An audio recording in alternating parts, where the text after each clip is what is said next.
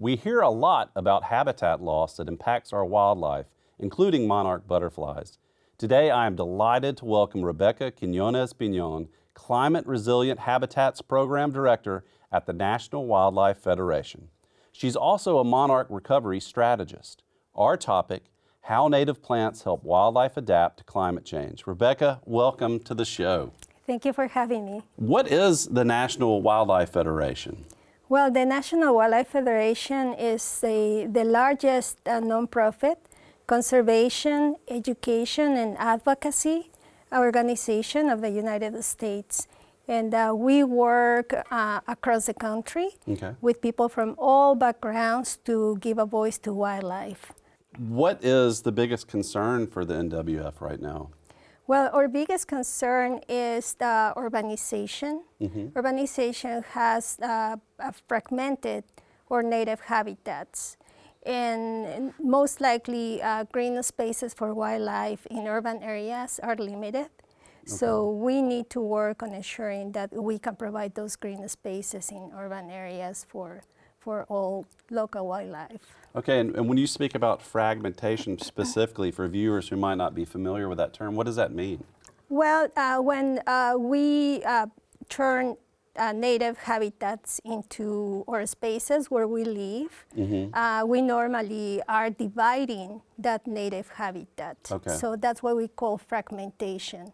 And those native habitats that are remaining, normally they tend to be isolated. And that's a big issue for wildlife because they don't have the capacity to move from one patch to another. Right, so connectivity is a really big thing. How can we help wildlife? What we can do is ensure that we can advocate for more green spaces for wildlife to be built in urban areas, especially if they are climate resilient habitats that can be integrated in a city's infrastructure. And those climate resilient habitats can provide those spaces where wildlife species can find a shelter and also make sure that they can refuel and rest. And a great example is all our migratory species. Those are the species that struggle the most. And we need to make sure that during their migration, they find what we call stopover areas, which are literally native habitats that will shelter those species and provide the native plants that they need to feed themselves, rest, refuel, and then continue their journey. When you say climate resilient habitat, what exactly is that, and how are native plants a key component to creating a climate resilient habitat? Well, a climate resilient habitat is about providing local wildlife with the right mix of native plants that will prevent the effects of climate change becoming worse, but also will cope at this moment with the effects of climate change. And one of the overarching goals with this approach is also ensuring that we are giving time to wildlife to adapt to the new normal. And as you know, we're facing it, the extreme weathers. And now we're facing these suddenly hot weather in the middle of the winter, which it shouldn't happen. So when we provide those specific spaces with native plants, we are helping our wildlife. Native plants evolve together with our native wildlife, and that's key.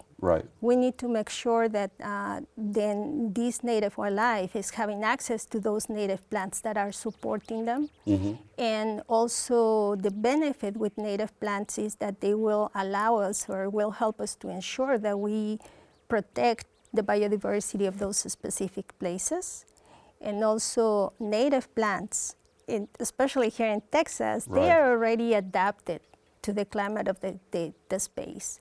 And they are normally less vulnerable to those drastic changes that we're facing with climate. Why is Texas so important to this big climate change we're seeing in terms of habitat quality and quantity?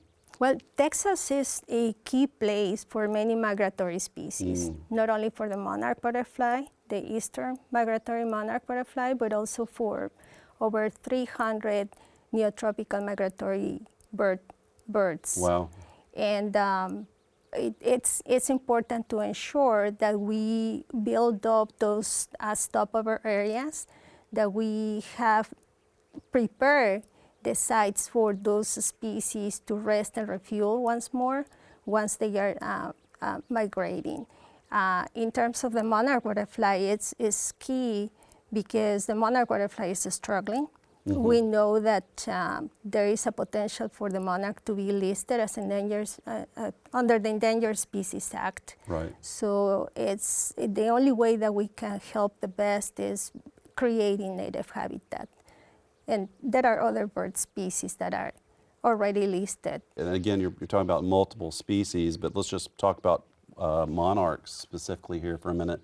I mean, how can we help a species that, you know, some people might think, well, this thing's sort of flying through, what can I do? You know, what are the ways that we can help save the monarchs right now that are so threatened? One thing that is key is advocacy. Okay. We need to raise our voice on behalf of the monarch and tell our stakeholders that it is important to protect the remaining native spaces that we have in Texas. And also it is important to advocate for more green spaces for wildlife within our urban areas. At home, we can reduce the use of pesticides. It's really, really important. Pesticides not only affect the monarchs, but also many other pollinator species and wildlife in general. So, and we do not really need the heavy use of pesticides when we are gardening. Another, of course, is using native plants, providing native milkweeds, and ensuring that we are using a holistic approach to create our native habitats, and also when we garden, and not only focus on native milkweeds, but also providing nectar plants that will flower throughout the year. What's the difference between a milkweed and a nectar plant? Milkweed is a host plant, which means that's where the monarch will lay eggs, and those eggs will grow into larvae, and then they will become these beautiful chrysalids that will turn into the adult monarch. Sometimes the monarch nectar on those plants, but also there are specific plants that will provide more nectar, native plants. Also, it is important to ensure that we have 3 layers, also to provide some shelter and cover for the monarch and many other pollinators. For people that are really interested about the National Wildlife Federation, how can people get involved? Well, that's a great question, and thank you for asking. We focus on advocacy, and it'll be great if they get in touch with us, and we will be able to offer opportunities to help us to volunteer as well. We have this great program here in Texas called the Monarch Stewards. It's a certification program where we will help people to build up skills and knowledge that they can bring to the field to help others to build up native habitat or native gardens, and also to focus on citizen science. We have this amazing volunteer group that helps us to build up citizen science in Texas. Thank you, most importantly, for all the amazing work that you do in advocating for wildlife in our urban areas and all over the state. But thank you so much for coming on. It's been super helpful.